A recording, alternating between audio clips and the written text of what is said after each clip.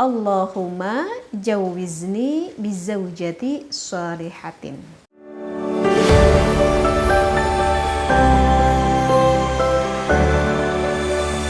Bismillahirrahmanirrahim. Assalamualaikum warahmatullahi wabarakatuh. Bismillah, alhamdulillah, wassalatu wassalamu ala rasulillah. Ayo siapa yang di luar sana yang sampai saat ini masih sedang mencari jodoh dan belum dapat ketemu juga nih jodohnya nih ya. Adakah yang udah merasa galau gak hatinya di dalam penantiannya itu ya? Nah, mungkin insya Allah kali ini Teteh ingin memberikan ya beberapa tips ya, mudah-mudahan sih bermanfaat bagi kalian di luar sana yang sampai saat ini belum mendapatkan jodoh gitu ya. Katanya Teh, aku udah berikhtiar, aku tuh udah cari ke sana ke sini, tetapi selalu berujung kandas. Aduh, Masya Allah, sabar ya. Lalu ya gak sedikit kan, jadi perasaannya sedih gitu kan, bahkan sampai galau misalkan gitu ya.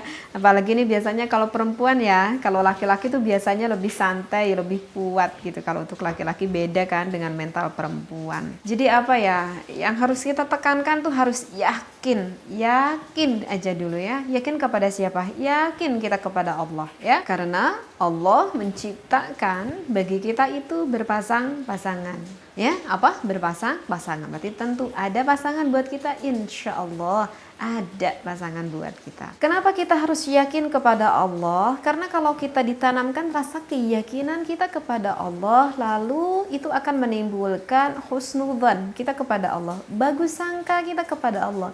Jangan sampai kita berburuk sangka kepada Allah, itu bahaya sekali ya. Kalau ada rasa timbul dalam hati kita berbaik sangka kepada Allah, maka tidak akan ada di dalam hati kita itu menyalahkan kepada Allah.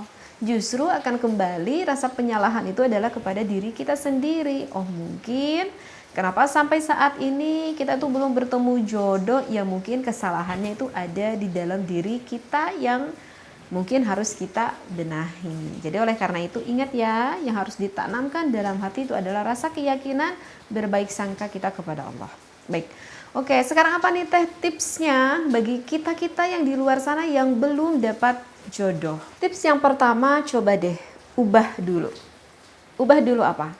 Ubah dari yang kemarin buruk menjadi baik. Ubah dari kemarin yang kurang enak menjadi enak. Gitu ya. Apa sih yang perlu diubah Teh? Hati. Ya. Jadi yang pertama harus kita ubah itu adalah hati kita. Hati kita dulu. Karena kalau diawali hati kita yang udah nggak baik, hati kita yang udah nggak enak, itu akan pengaruh ke seluruhnya. Akan pengaruh ke pikiran kita, akan pengaruh ke mental kita, bahkan bisa pengaruh loh ke fisik kita. Karena apa? Karena hati kitanya yang nggak nyaman. Jadi yang kemarin-kemarin hati kitanya sedih, hilangkan dulu rasa sedihnya. Hati kita yang kemarin-kemarin agak galau, hilangkan dulu agak galaunya. Hati kita kemarin yang agak kurang nyaman, hilangkan dulu rasa nyamannya itu. Ya, dengan hal-hal yang positif, dengan hal-hal yang membuat hati kita semakin baik. Karena apa? Karena kalau hati kitanya baik, kalau hati kitanya nyaman, maka itu akan menimbulkan rasa percaya diri di dalam diri kita. Kalau kita udah percaya diri di dalam diri kita, itu akan merubah apa? Akan merubah pola pikir kita. Kalau udah merubah kepada pola pikir kita, maka itu akan merubah juga kepada mental kita. Nah, otomatis nanti yang terakhir akan merubah terhadap zahiriyah ataupun sikap, fisik, apapun itu akan merubah kepada diri kita. Mulainya itu dari apa? Dari hati kita. Gitu ya. Jadi yang kemarin yang gak kurang nyaman, nyamankan dulu hati kita. Di dalam perubahan itu, kita tuh jangan berpikir perubahan di dalam segi finansial aja, ya. Mungkin kenapa kita sampai saat ini belum dapat jodoh, mungkin karena aku yang kurang bisa merawat diri, karena aku agak kurang cantik kah, ataupun aku merasa agak kurang tampan kah. Itu menurut saya sih itu nomor yang kesekiannya, ya. Jadi di dalam finansial itu menurut saya itu nomor kesekiannya. Yang penting di dalam perubahan yang ada di dalam hidup kita, di dalam diri kita itu adalah apa? Perubahan sikap kita, perubahan moral kita, ataupun di dalam bahasa agamanya lah perubahan akhlak kita deh gitu ya. Perubahan akhlak kita. Jadi untuk apa kita cantik kalau akhlak kita jelek? Untuk apa kita tampan tetapi akhlak kitanya itu sungguh tidak sopan banget. Jadi yang pertama harus kita benahi di dalam diri kita itu adalah apa tadi? Perubahan sikap kita, perubahan akhlak kita, perubahan perilaku kita, ataupun perubahan attitude kita, seperti itu ya. Jadi itu akan membuat kita itu lebih mudah disenangi oleh orang. Seperti itu ya. Itu untuk tips yang pertamanya. Nah, untuk tips yang selanjutnya, hati kita tuh udah nyaman kan? Sehingga kita udah mendapati perubahan, hati kitanya udah enjoy. Maka sekarang kita berikhtiar, karena begitulah tugas manusia diciptakan oleh Allah ya untuk apa? Ya untuk berikhtiar. Adapun secara hakikatnya yang menentukan adalah Allah. Tetapi Allah memerintahkan kepada kita untuk apa? Untuk selalu berikhtiar dalam segala urusan. Kita berikhtiar dengan cara apa? Ya tentu dengan cara yang baik, yang memang cara itu sesuai dengan syariat Islam. Lantas kemudian kalau udah timbul pertanyaan, aku ini kan seorang perempuan, masa kok aku seorang perempuan harus mencari laki-laki? Itu kan nggak nyaman banget. Hei, di dalam Islam itu nggak dilarang seorang wanita yang belum menikah untuk mencari calon pasangannya. Tapi kan itu bisa merendahkan harga diri? Tidak. Di dalam Islam dikatakan tidak akan merendahkan harga diri kamu, wahai seorang perempuan, meskipun seorang perempuan yang mencari untuk calon suaminya. Banyak sekali para sahabat perempuan yang memang mencari duluan. Begitu ya. Banyak sekali itu riwayatnya. Nah, jadi misalkan kita nih, contohnya nih seorang perempuan yang belum nikah. Aku tuh udah hampir kepala 3 tapi belum nikah juga. Bilang minimal misalkan ke ibu kita, ke bapak kita, Pak, Mah, aku udah pengen nikah tapi saat ini aku belum tahu siapa calon aku. Bicarakan kepada kedua orang tua kita. Mungkin kedua orang tua kita bisa menjadikan awal pintu kita mendapatkan jodoh. Ibu kita merasa bingung juga. Setidaknya mungkin nanti bapak kita bisa berbicara mungkin ke saudaranya ataupun ke teman-temannya. Dan siapa tahu jodoh itu bisa didapatkan ketika ibu bapak kita berikhtiar mencari kepada misalkan kepada teman ataupun kepada saudara. Kita kan nggak tahu. Dan itu adalah salah satu bukti apa? Itu adalah salah satu cara kita berikhtiar. Seperti itu ya. Nah, misalkan setelah kita berikhtiar, ternyata kita udah dapat nih sosok misalkan seorang calon istri ataupun calon suami yang sesuai dengan kriteria kita. Yang mana kriteria itu harus berlandaskan sesuai dengan syariat Islam, ya, artinya yang sekufu dan juga yang sudah sering saya ceritakan ya, sesuai dengan kriteria sesuai syariat Islam. Nah, kalau kita udah temukan, kemudian kita lantas kembali bertanya ke dalam hati kita, kira-kira ketika udah dapat pasangan itu ketika hidup dengan kita akan merasa bahagia atau enggak ya? Jadi yang maksud saya bicarakan ini adalah setelah kita mendapatkan sesuai kriteria yang sesuai dengan syariat Islam yang kita inginkan, kemudian yang dibaguskan sekali adanya rasa kasih sayang, adanya rasa saling cinta antara kedua belah pihak pasangan. Itu sebaiknya punya rasa saling cinta itu, baik calon istri kepada calon suami dan begitu juga sebaliknya calon suami juga kepada calon istri. Karena kalau saling cinta itu kan nanti akan lebih terasa indah di dalam rumah tangganya. Sekarang untuk tips yang ketiga, kita itu udah berikhtiar nih, kita udah berusaha, maka apa lagi harus kita lakukan? Ya tentu kita sebagai umat muslim, kita apapun itu harus selalu berdoa. Karena secara hakikatnya Allah kan yang menentukan. Kita berikhtiar dengan cara yang selanjutnya yaitu dengan cara berdoa. Doanya gimana dong teh agar kita tuh dapat jodoh? Doanya tuh pendek banget.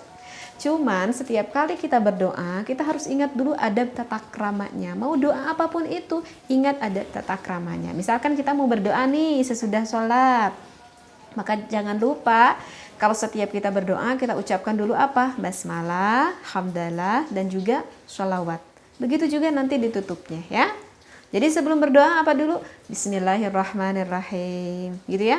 Kemudian hamdalah, mau hamdalah yang panjang, mau hamdalah yang pendek. Berarti kalau hamdalah yang pendek gimana? Alhamdulillahirrabbilalamin. Setelah itu kita baca sholawat. Sholawatnya yang mana? Bebas, sholawat yang mana aja, mau yang panjang maupun yang pendek. Berarti yang pendek-pendek gimana? Allahumma sholli ala sayyidina Muhammad. Itu aja udah cukup. Basmalah, hamdalah, kemudian sholawat. Udah itu lantas baru kita berdoa ya. Kalau misalkan laki-laki nih yang mencari calon pasangan istri, doanya Allahumma jawizni bizaujati shalihatin. Udah, gitu aja doanya pendek. Untuk kalian yang ingin mempererat hubungan pasangan suami istri agar lebih harmonis, maka bisa mencoba Troy 80 ini.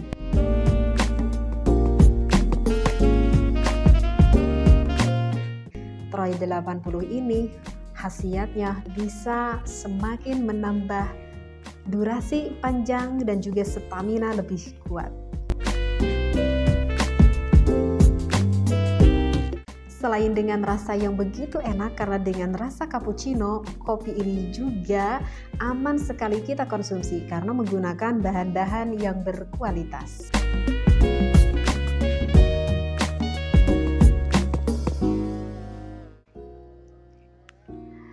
Cara buatnya juga gampang, kita tinggal menyeduhnya dengan air panas. Kalian bisa mengkonsumsinya antara 2-4 jam sebelum melakukan berhubungan dengan pasangan ya. Maksimal penggunaan 1 kali sehari untuk mempertahankan fungsi yang prima.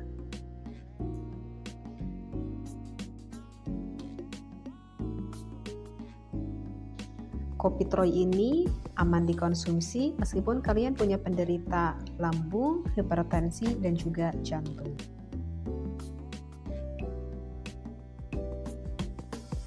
Kopi ini bisa diminum panas ataupun dingin. Wanita juga bisa loh meminumnya. Allahumma jawizni bizaujati shalihatin. Ya Allah, berikanlah aku jodoh seorang perempuan yang salihah. Ya Allah, berikanlah aku jodoh seorang perempuan yang salihah. Lantas kalau misalkan perempuan, ya kita balikan aja. Kalau misalkan kita pengen punya calon laki-laki kan, berarti Allahumma zawijni bizauji shalihin. Allahumma zawijni bizauji shalihin. Begitu ya, itu doanya. Lalu setelah itu kita tutup doa ya seperti awal gitu ya. Kita baca lagi sholawat, kita baca lagi hamdalah. Wassallallahu ala sayyidina Muhammadin. Itu pendeknya.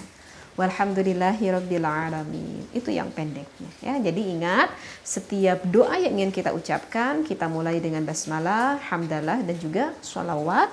Lantas kemudian kita berdoa dan begitu juga ditutup sebaliknya ya.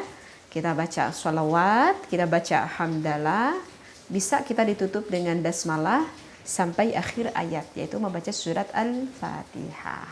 Begitu ya, ada tata krama ketika kita dalam berdoa. Untuk tips yang keempat tadi, ketika awal saya bicarakan, apa itu? Harus punya ada rasa keyakinan di dalam hati kita. Yakin aja dulu.